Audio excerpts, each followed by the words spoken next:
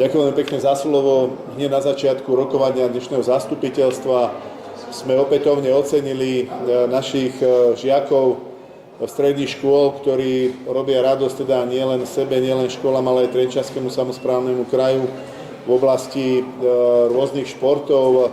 Boli ocenení tí žiaci, ktorí získali umiestnenia, medailové umiestnenia na európskych šampionátoch, na svetových šampionátoch. Hovorím, že opakujem to znova, že ich bolo až 18 za to posledné obdobie. Čiže o tom svedčí aj to, že naši žiaci sú nielen šikovní, čo sa týka v oblasti vzdelávania, ale aj mimo školy a že naozaj tie športy, ktoré robia naozaj s veľkým nasadením a môžu byť vzorom pre ostatných spolužiakov a pre ostatných študentov. Takže sme ich dnes ocenili a všeobecne záväzné nariadenie umožňuje oceniť týchto žiakov nielen takto verejne a poďakovať im za to teda v priamom prenose pred zastupiteľstvom Trenčianskeho samosprávneho kraja, ale všeobecne záväzné nariadenie Trenčianskeho samosprávneho kraja ich umožňuje aj finančne oceniť, a to v rozmedzi od 0 až do 1000 eur. Tieto finančné prostriedky teda o týchto rozhoduje predseda Trenčianskeho samosprávneho kraja a myslím, že aj títo športovci pri tej príprave si určite zaslúžia tieto finančné prostriedky, ktoré potom môžu podľa ich vlastného zváženia použiť, či už na ďalší ich športový rozvoj, alebo si ich proste len užiť. Takže teší nás to a som rád, že takýmto spôsobom verejne ďakujeme všetkým týmto našim stredoškolákom, ktorí sa umiestňujú naozaj na popredných miestach vo svetových, respektíve európskych súťažoch. Zastupiteľstvo a jedným z bodom zastupiteľstva, býva to tradične teda na marcovom zastupiteľstve, rozhodlo o odmene pre hlavného kontrolóra. Tá odmena hlavnému kontrolórovi za rok 2025 bola schválená vo výške 30% súhrnu platov ustanovených zákonom o samospráve vyšších územných celkov.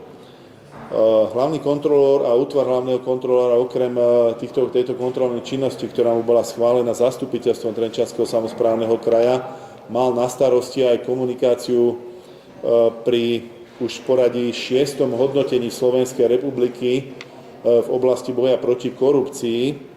A Trenčiansky samosprávny kraj ako jeden z 8 krajov sa prihlásil dobrovoľne do tejto hodnotiacej správy za vyššie územné celky, pretože Trenčiansky samosprávny kraj pred určitým obdobím implementoval vlastne protikorupčnú smernicu ISO normu 37001, ktorú máme teda implementovanú a znova ju budeme recertifikovať.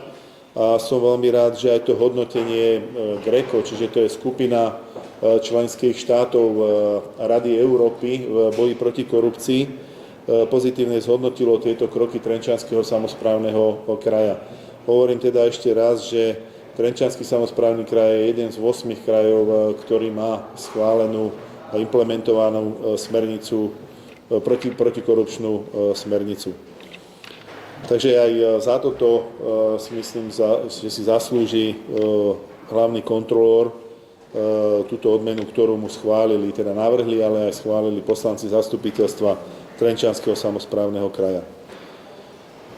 Nový riaditeľ všetkých troch nemocníc, ktoré sú združené pod virtuálnym holdingom TSK Hospitals, pán Lopatka, informoval o jeho ešte ani nie 6-mesačnom pôsobení v týchto troch nemocniciach, kde teda sa podarilo finančne zastabilizovať ako prvú nemocnicu z poliklinikou po Povazkej Bystrici, ktorá teda už platí všetky svoje záväzky od tohto roku. Ostatné dve nemocnice, naša najväčšia Bojnická a najmenšia Mijavská nemocnica, ešte tvoria dlhy, ale tie dlhy sa postupne teda snaží nové vedenie znižovať, aby teda tie dlhy neboli v takých objemoch, takých miliónoch, ako boli po minulé roky. Urobil veľa organizačných zmien, aj niektorí ľudia odišli z týchto nemocníc. Treba robiť na tej stránke príjmovej, výkonnostnej stránke. vlastne všetkých tých troch nemocníc a teda pán riaditeľ informoval presne, ktorá nemocnica na čom je, aké úkony urobil a aké najbližšie úkony v tom najbližšom období sa chystá urobiť.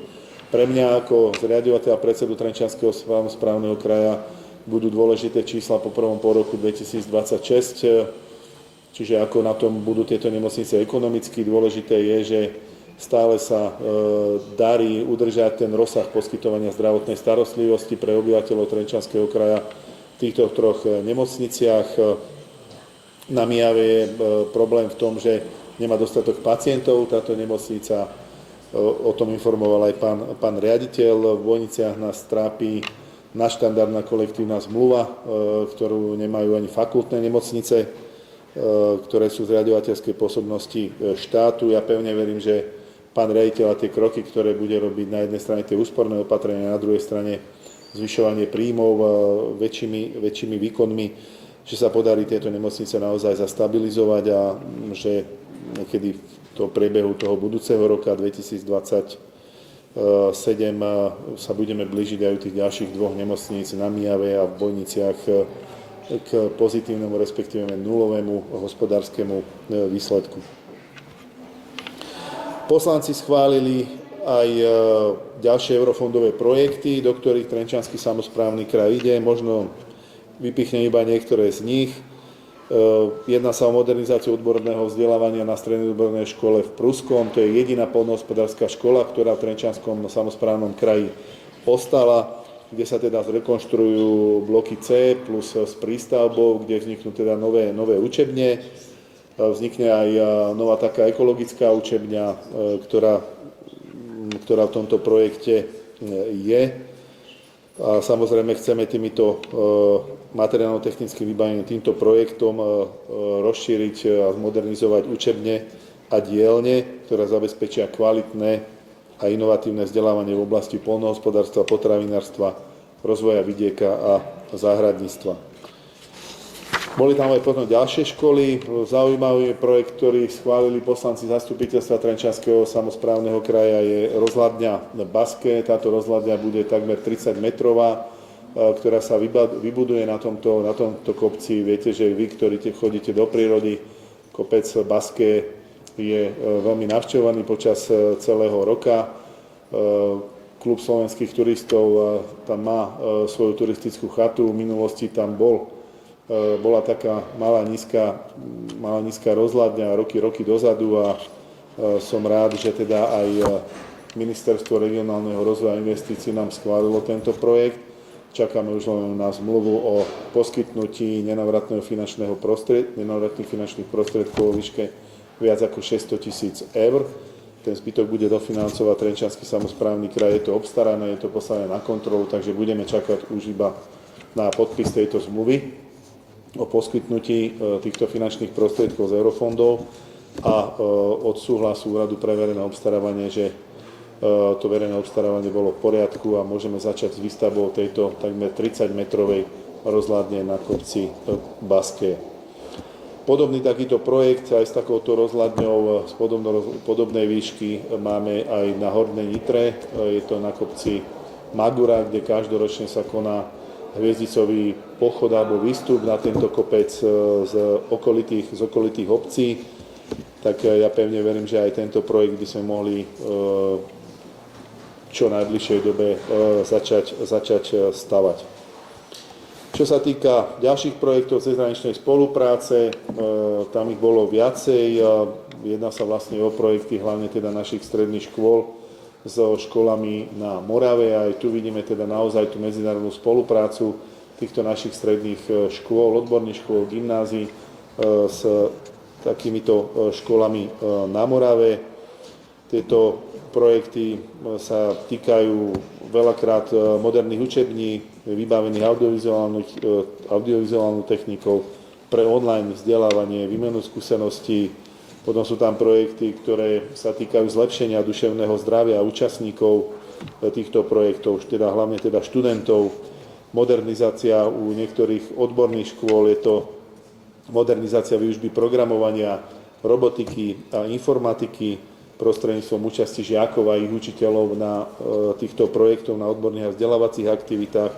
Takže sú to projekty, ktoré majú naozaj prispieť k tomu, aby sme vzdelávali modernými technológiami a tými najmodernejšími trendami, ktoré sú v strednom školstve a ktoré podporujú vlastne aj výmena týchto skúseností z oboch strán hraníc medzi Českou a Slovenskou republikou.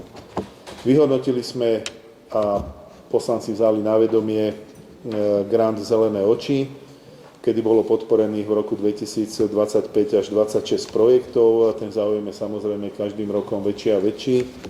A som veľmi rád, že zás pribudli napríklad výsadba nových stromov, nových záhrad, nové dažďové komunitné záhrady, zveľadené boli verejné priestranstva, školy, zlepšila sa tiež environmentálna výchova, čo je veľmi dôležité. A som veľmi rád, že kraj má dlhodobo schválenú koncepciu výchovy a vzdelávania k environmentálnej výchove, kde teda táto správa bola tiež predstavená poslancom zastupiteľstva Trenčianskeho samosprávneho kraja, ktorú zobrali na vedomie. Zastavím sa pri tomto v rámci takmer tých 100 certifikovaných záhrad na Slovensku je takmer polovica, čiže takmer 50% je certifikovaných len v Trenčianskom samosprávnom kraji, čiže tu je vidieť tiež, že tá environmentálna výchova, vzdelávanie a zlepšovanie tej kvality životného prostredia ide naozaj dobrým smerom a že tieto certifikované záhrady pribúdajú teda hlavne v Trenčianskom samosprávnom kraji. Poslanci schválili ešte predávky na záverečné platby v rámci projektov Erasmus+, respektíve Medzinárodného vyšehradského fondu, kde teda boli tieto školy v rámci Erasmus+ zapojené v týchto projektoch, v týchto výmenných stážach, kde teda môžu vidieť, ako sa učí a vzdeláva v iných členských štátoch Európskej únie a tieto projekty Erasmus Plus sú zamerané teda na mobility žiakov, cestovanie, výmena skúseností žiakov a učiteľov a spolupráca a zvyšovanie odborných kompetencií nielen učiteľov, ale aj žiakov týchto škôl. Čiže schválili predávky na poslednú záverečnú platbu vo výške 75 000 eur. Toľko asi z mojej strany, ak máte teda ešte nejaké otázky, nech sa páči. Ak nie, ďakujem veľmi pekne a ďakujem